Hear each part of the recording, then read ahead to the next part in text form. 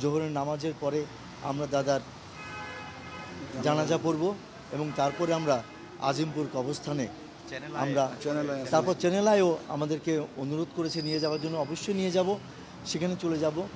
তবু একটু বলি যে প্রবীর মিত্র তাকে কিভাবে আমরা দাফন করব আজিমপুরে।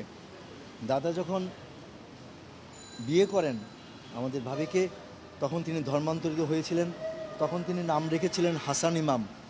তো সব কিছুর মধ্যেই সেই হাসান ইমাম নামটা আছে, কিন্তু সেটা তো আর আমাদের বাংলার দর্শকরা জানে না যে উনি ইসলাম ধর্ম গ্রহণ করেছিলেন এবং ইসলাম ধর্মেই উনি দীক্ষিত হয়েছিলেন।